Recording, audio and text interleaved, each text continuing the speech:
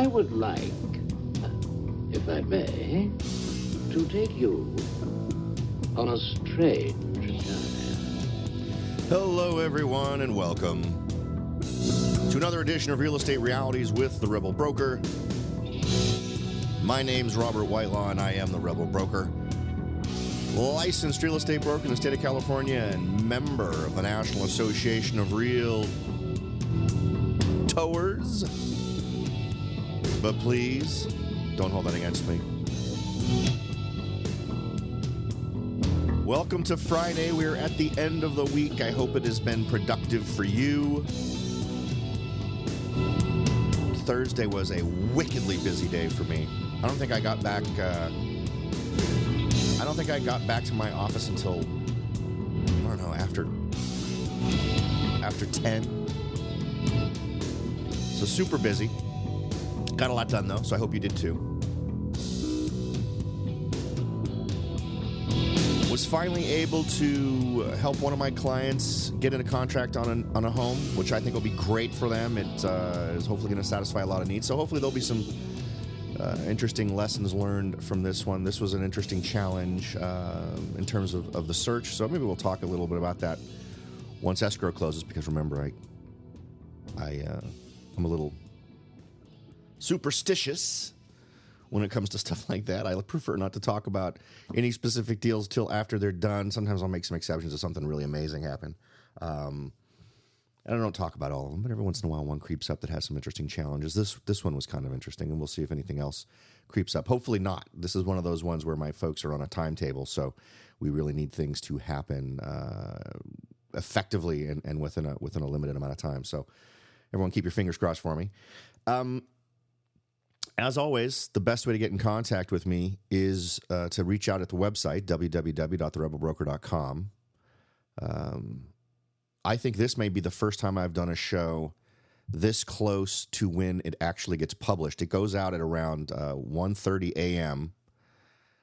And I'm actually, if I don't hurry, I won't make it in time for 1:30 a.m. So, and as I said, it's been a super long day. So I'm hoping I don't completely just say something stupid because you're at that point when you've just had a super long day and you've been working on a lot of different things. And what you'd really like is just to go take a little nappy nap. That's kind of where I'm at. But I figured we'd cover an interesting topic. The National Association of Realtors has identified markets where renters can afford to buy. And I thought that might be an interesting one. Simply because that would tend to generally indicate a market where buying is a good thing, or at least a more reasonable thing, an easier thing to accomplish. And that could be value information for you for a variety of reasons. It could be valuable because it could be indicating that in this particular marketplace, there may be more of a shift from renting to owning. So if you currently rent in these marketplaces, you may be in a position where you want to reevaluate what you're doing with your property. If you're finding it's more difficult to find tenants, or you're finding that you're losing tenants more often, this could be information that'll help you understand, A, why that's happening, or B, since a lot of these may be more recent changes, it may be something that's around the corner that you may want to prepare for. It may also indicate that these are marketplaces where a different style of investment is more appropriate. So if you are someone who is really dedicated to buying and holding and renting, then maybe some of these super affordable marketplaces may not be your first go-tos.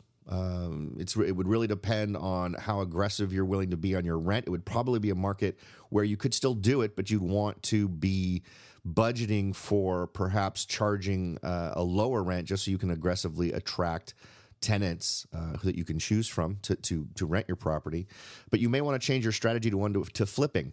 Take a property that is going to fill the needs of the kind of folks who are in that specific marketplace and flip it instead of renting it. If you're someone who's renting, you may want to switch over and start looking into the possibilities of selling based on the idea that in these marketplaces, there's a higher probability that folks are going to convert. And it's the rate that they're converting from being renters to buyers, really, that is going to be the deciding factor for you.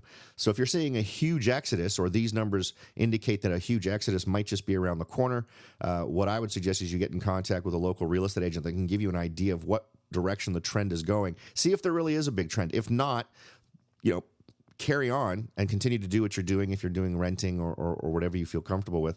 But if not, it may be a good indication that you should change your strategies.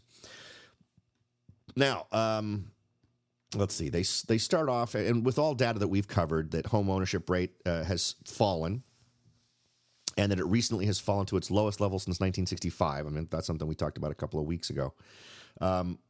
What the National Association of Realtors did to come up with this list was reviewed employment growth, household income, and quality of income levels in nearly 100 of the largest metropolitan statistical areas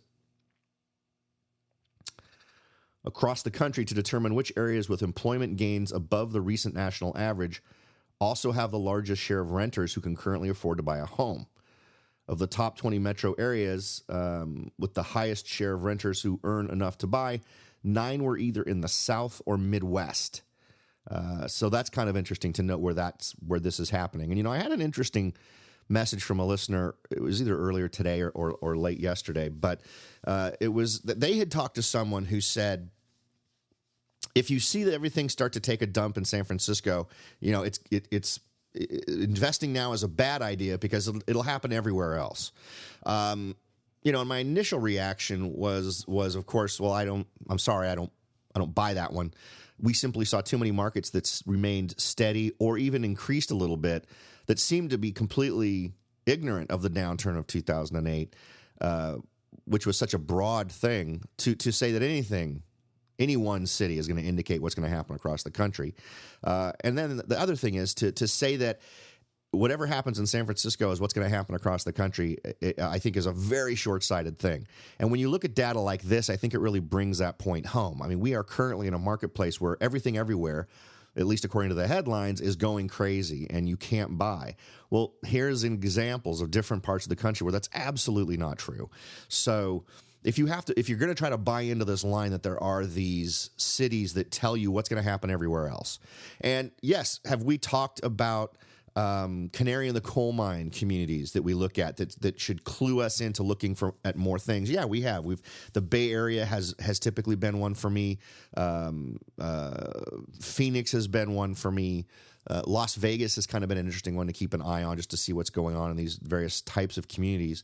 But I don't think there is no one community you can look at and say, this is what you're going to get, right? Within the next few years, all of the cities within the country are going to be experiencing what you're getting at City A, right? And in this case, this person happened to be claiming that San Francisco was the big indicator of what's coming, and that's just not the case. So if you get all kinds of crazy news about what's going on, and assume that because it's happening in San Francisco, it's going to happen for you in Bigsby, Arizona, then I think you're missing the point. You're not paying a close enough attention to the data that's coming out or what's happening in real estate. And it truly is a situation where, by and large, it's a micro market. Where you're seeing very, very different things very relatively close to one another. At least in my local area here, that tends to be the way it is. And we've talked about this in the last couple of shows. Even in the city of San Jose, there's so many micro markets within San Jose that it's difficult to even characterize what the market is like there. The market of North San Jose is very different from the market of South San Jose. And within the area of South San Jose, there are some very different marketplaces, whether we're talking about Southeast San Jose or Southwest San Jose. I can point to you where there's huge variations in what homes are selling for and huge variations in levels of activity. So I wanted to point that out. This is one of those things where getting the ground truth where you are or where you're interested is important. And you shouldn't be assuming anything about your area because of a city that is so well known somewhere else in the country and what they might be experiencing. All right. So Lawrence Yun, one of my favorite people, the National Association of Realtors chief economist, says there's been a significant increase in renter households, both young adults and those who lost their homes since the Great Recession, and especially in metro areas that have seen robust job creation and a resulting influx of new residents. This has led to a multi-year run-up in rents in several markets that have contributed to many of these renters' inability to advance into homeownership. Quote, even in a time of expanding home sales, a steady job growth and historically low mortgage rates. We could have a great discussion about those two expressions alone. The home ownership rate recently tumbled to its lowest level in over 5 decades, as many renters struggled to juggle escalating rents with commensurate income gains. So, I mean, let's dovetail this into a couple of things we've already talked about. Steady job growth. Well, over the last few years, what's been the steady job growth, right? We already talked about this. The service industry, that tend to be lower-end jobs, not jobs that are easy to turn into a career. So that's the job growth that he's talking about. And that's not I can buy a house job growth, which is, I think, one reason that explains why we're not seeing the kind of numbers that folks expect to see. Absolutely correct about low mortgage rates, and the home ownership rate tumbling to its lowest level in over 5 decades, as renters struggled to juggle escalating rents with commensurate income gains. Well, what did we talk about yesterday with income gains? Or was this an article I put aside and didn't mention? In case I didn't mention it, and I know I'm sure we did, income went up 0.02%, but expenditures went up 0.04%. So we saw an increase, and this has been a continuing thing. It's been a theme where we'll see really, really, really small increases in income that are then joined by bigger than that increases in spending. So it's difficult to kind of talk about income gains, specifically when the income gains we're seeing are super, super small, and we're not seeing a lot of them in that job growth thing that he seems to want to make such a big deal about. Okay. Given all of that, according to Yun, for those of you who haven't been listening to the show that long, not a huge fan of Lawrence Yun. Typically, what you're going to hear is the stuff that is the most rosy version of what's going on as it relates to real estate. And it's hard to fault him for that. I mean, the organization he works for is one that thrives because of the number of real estate agents that exist, right? The folks who join the National Association of Realtors are the one who pay the dues that make the National Association of Realtor and the local associations thrive. So it's an organization that likes to push the idea of a healthy marketplace, or a marketplace where, gee, these are all these reasons why things should be going good, so you should be out there getting involved as a buyer or a seller or an investor in real estate. He goes on to say, it's no surprise that many of the markets with most renters qualified to buy are in the Midwest and South. The median existing home sales price in these two regions continue to be lower than the Northeast and West, while many of these areas were slower to recover from the recession. Improvements in their local labor markets in the past year have pushed their hiring levels to at or above the national average growth rate.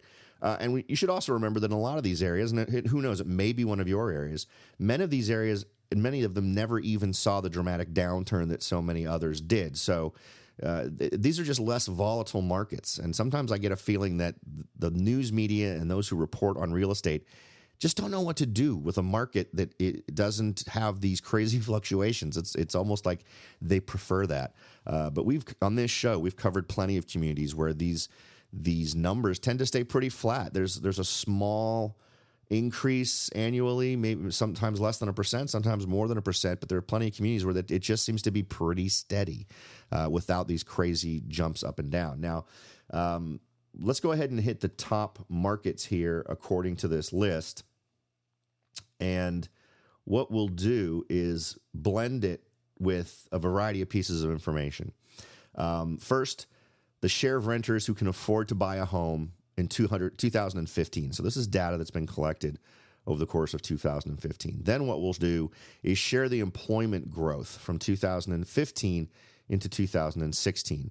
Then we'll hit the median income in those areas, the qualifying income to purchase, and then the number of renters with household income above qualifying income in 2015, just to sort of give you an idea. Now, you can also get this entire list ranked so that you can see where your city, local major metro area fits in.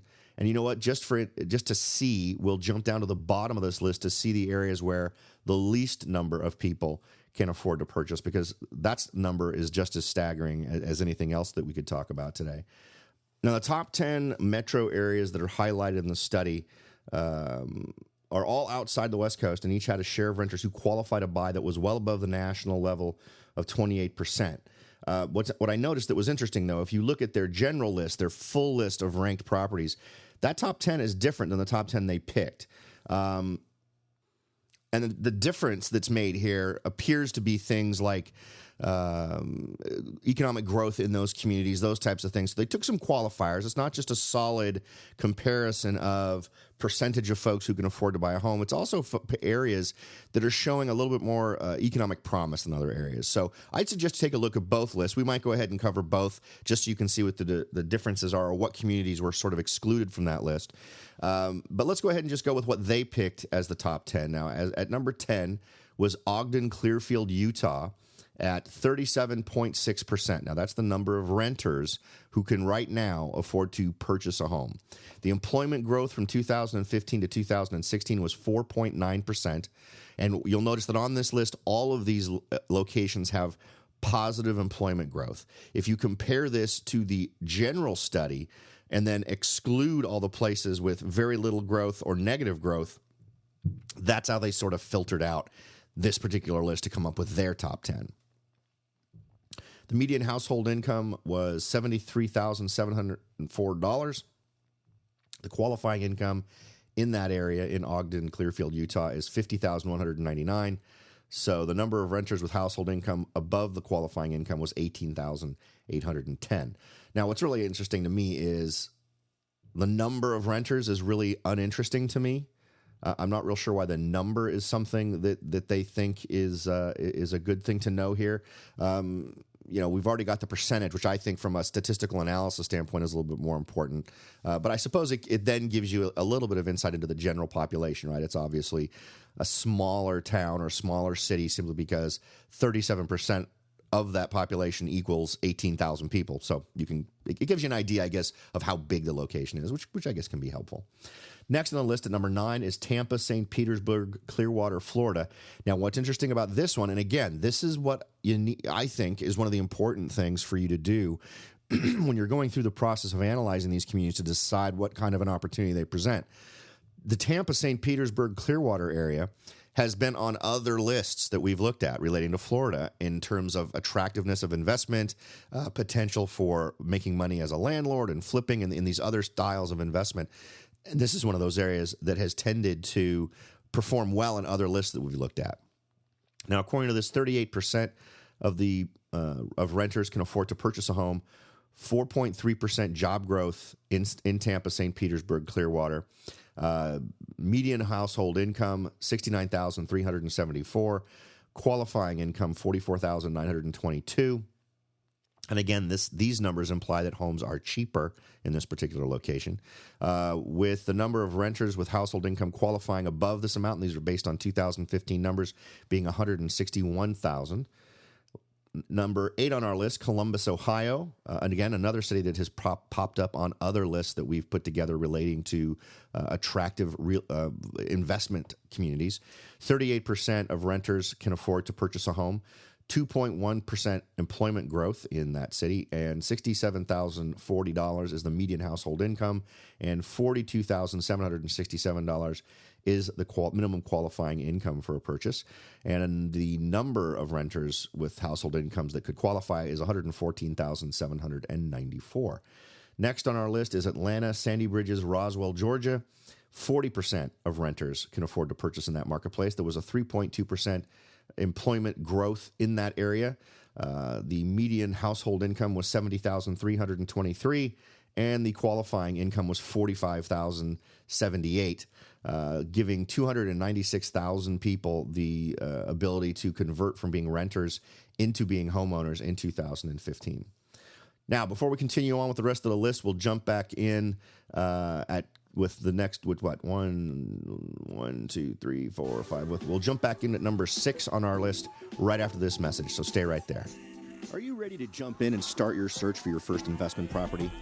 Maybe you've decided that it's time to own your own home, or maybe you're ready to sell your home and move on to something new. No matter what your goal is, the Rebel Broker can help.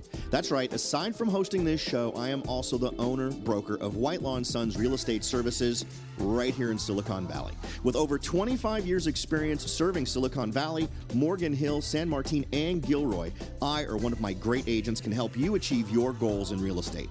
So if you're ready to look into taking that next step towards achieving your real estate goals, point your browser at www.soldbyrobert.com. That's www.soldbyrobert.com, and get in touch. Let me show you how I will earn your business and your respect. Again, that's www.soldbyrobert.com, or you can call me at 408-852-0525. California Bureau of Real Estate ID 00984-909. Welcome back, everyone. We're jumping back into our list of the top 10 metro areas where renters can become homeowners or have the highest percentage of renters who can become homeowners.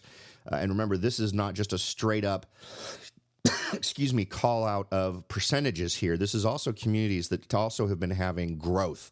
So it's a mix of the population, biggest numbers in terms of population that can afford to buy, but it's also indicating areas where you've got enough economic strength and enough employment growth that these are communities that are tending to head this direction, but still be lucrative cities. And we'll talk about a couple of cities that maybe aren't so lucrative, that are in the top 10 in terms of share of renters who can afford to buy, but unfortunately they didn't make this list because they've got job shrinkage. They have unemployment increasing in these areas, so they didn't make the cut in terms of areas that also were economically enjoying growth as opposed to decline.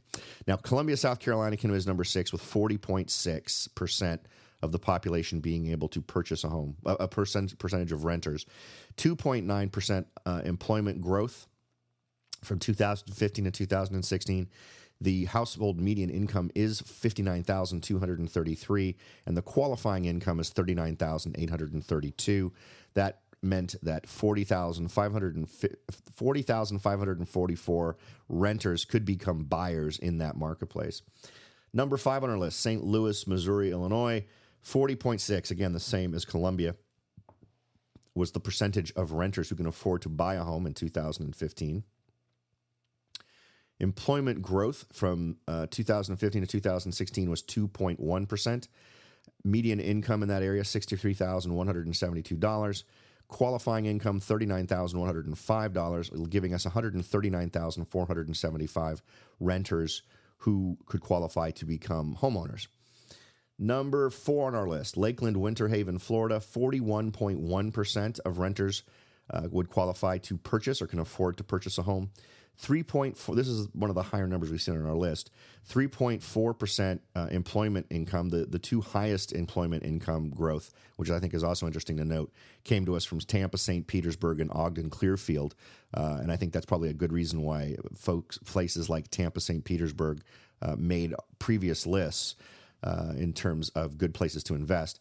The median household income that you need in Lakeland, Winter Haven, Florida is $58,000 that they have. The median income is $58,559. The qualifying income, the income that you need to make in order to qualify for a purchase of the average home, is $37,651. This resulted in 28,516 renters who could be qualifying to purchase a home. Dayton, Ohio is number 3 on the list, 43.5%. 2% employment growth from 2015 to 2016, with a median household income of $54,693, with a qualifying income of $31,601, giving us 52,879 number of renters with household income that would allow them to qualify to purchase a home. Number 2 on our list, this is Little Rock, North Little Rock, Conway, Arkansas. 45.8% is the percentage of renters who could afford to buy a home in 2015. 2.4% employment growth in that area, with a median income of $55,874 and a qualifying income of $35,288,000, giving 46,412 folks who are renters the ability to become homeowners. Toledo, Ohio is number 1 on our list, and I'm not mistaken, Toledo has been on a few of our lists. It has 46.3% share of renters who can afford to buy a home in 2015. Employment growth, 2.6%. Median household income, $49,567. Qualifying income to purchase, $27,862 in that community, giving us 40,452 as the number of renters with household income qualifying in 2015 to potentially purchase a home. Now, this is an interesting list for a couple of reasons. One is while this is a focus on where you can afford to purchase, the number of folks who can afford to purchase, I think just by looking at some of these numbers, the lower the number was in terms of qualifying income is a direct reflection of the cost of homes in those areas, right? That would just make sense because we're talking about potentially supporting a different level of debt that has to be serviced. So clearly, if you're supporting less debt in terms of the mortgage, you're servicing a smaller mortgage, which means you're spending less money on the house. I think that in terms of where you should go in this list to find the places that are more lucrative in terms of what you're going to get out of it, I don't think you go to the top of this list. I think it's an interesting list in terms of understanding where you might see shifts in terms of folks deciding to jump in and make a purchase, particularly if there are stresses in those marketplaces, if the job scene grows, and given the fact that employment growth is happening in those cities, not at a huge pace, but 2 to 3%, at least for the ones that occupy the top few spaces. If you start to see more and more of that happening and it starts to continue, if there's a lag in the house building situation, it wouldn't surprise me if there's more of a stress on that market for folks who are competing to purchase those single-family residential homes that they're wanting to get into. But I think the more sexy numbers come further down this list, where you still have a decent number of folks who can afford to buy, but you're also seeing a lot bigger growth in terms of employment, where we're seeing 4.3%, 4.9%, 3.2%, 3.4%. There's several communities that jump in there, and I think all of these would indicate areas where you could still get into a lucrative investment transaction, given the implied level of cost that goes into acquiring a home in those various cities. Now, let's go ahead and jump in and throw in a couple of these areas that did not make this list. Now, the absolute top place to go in terms of percentage of population who can afford to buy a home did not make this list. Now, this was Youngstown, Warren, Boardman, Ohio, Pennsylvania, with 55.6% of renters who can afford to buy a home. But it didn't make the list because job growth between 2015 and 2016 was negative 0.5%, so a half percentage decline in jobs. So typically we don't want to jump in, or it may not be the best decision to jump in on a community where jobs are in decline. Median household income is also markedly lower than other homes in the top 10 here. I think the lowest we got was with was it Toledo, Ohio was the lowest one? Toledo at the top of our list was the lowest at $49,567 is the median household income. And here in this community, the median household income is $39,325 with a qualifying income of $21,163. So, clearly that's an area that doesn't sound like it's seeing much growth. Other areas that were also removed from their top 10 list were Akron, Ohio, Wichita, Kansas, Tulsa, Oklahoma, Omaha, Council Bluffs, Nebraska, Iowa, Oklahoma City, Oklahoma, Syracuse, New York, another city with negative job growth. Des Moines didn't make it due to a job growth of only 1.7%. Buffalo didn't make it because of job growth of only 0.6%. Palm Bay, Melbourne, Titusville, Florida didn't make it because of low job growth of 0.9%. So there's an interesting list here that it might be, just for the negative side of it, if you're looking at them for the metro areas that are nearest to you, it might be interesting to see these numbers to get an idea of how things are made up and what direction things are moving, and how many of the folks in your community are in a position to be able to move up to owning a property versus renting. And stuff like this, I like knowing these kinds of things, particularly in areas I'm looking to invest, because it's good to know how much of a barrier is there. If there's a huge barrier to getting into purchasing a property, those are the areas where you're going to see extremely strong rental numbers. And if we go down to the bottom of this list, it becomes nauseatingly clear that tends to be the case. The absolute worst place in terms of folks who can qualify to purchase, to buy a home, is urban Honolulu, Hawaii at 3.5%. Only 3.5% of the population can afford to purchase a home. 1.9% job growth over the last year. Household income, I want to make sure I get this from the right column because this is nuts. Because what's interesting is you would assign different things to the numbers I'm about to tell you. Now, the median household income in urban Honolulu, Hawaii, where only 3.5% of renters can afford to buy, the median household income is $235,865. The median income required for purchasing is $183,764. Next, second worst is right in my backyard, San Jose, Sunnyvale, Santa Clara, California. We've talked about these areas lots and lots and lots. I think it's also interesting to note that while the worst place is Honolulu, Hawaii, the next 1, 2, 3, 4, 5 places are all in California. San Jose, California is only at 4.5% of the population is able to purchase. 4% population growth, which is a good stretch higher than everything else down here at this point, at this level of this report. Median household income, $325,545. Median qualifying income or qualifying income in this area, $246,784 a year. Next on the list, number 3 at the bottom, Oxnard, Thousand Oaks, Ventura, California. 5% of renters can afford to purchase a home. 1.2% job growth or increase in employment. Median household income is $204,870. In the required, the qualifying income in 2015 was $157,397.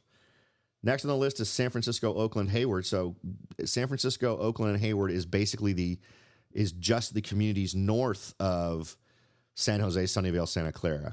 There's a few little places between those areas, but in general, they're pretty much neighbors to each other. San Francisco, Oakland, Hayward, California, 6.7% of the population can afford to buy a home. There was a 3.1% increase in jobs in 2015 to 2016. Median household income is $244,762, and the qualifying income is $203,135.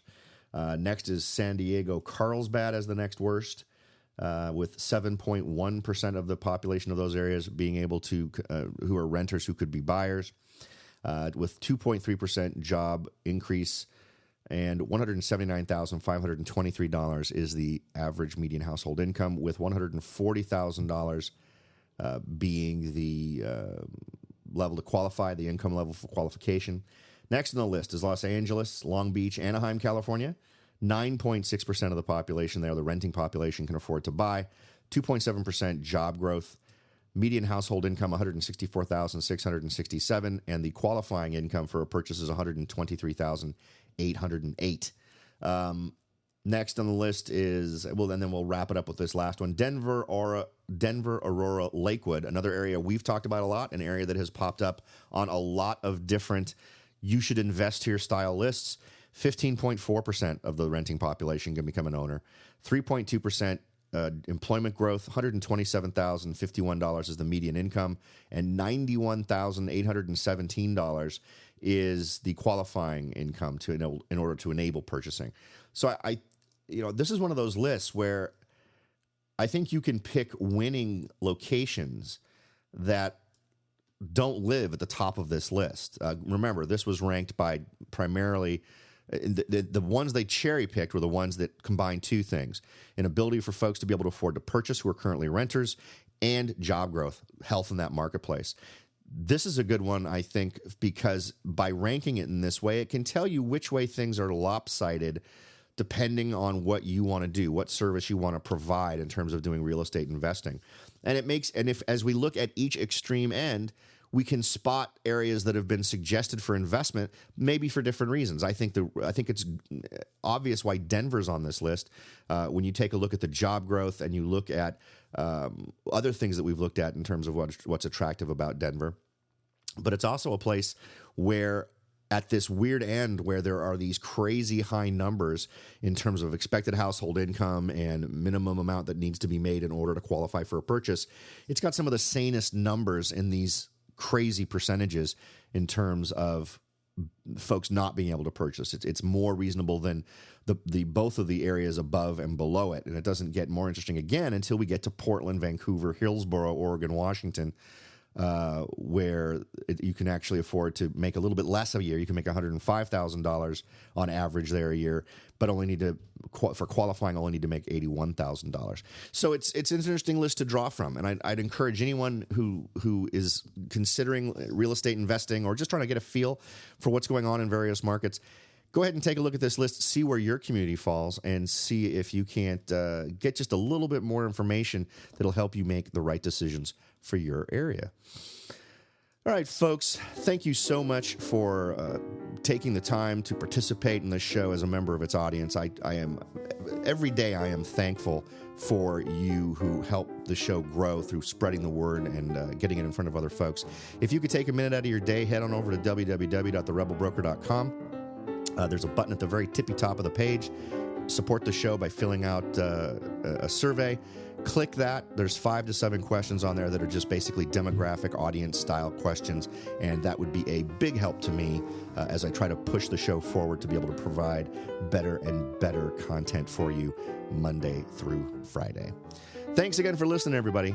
Have a great weekend, and I'll talk to you all next time.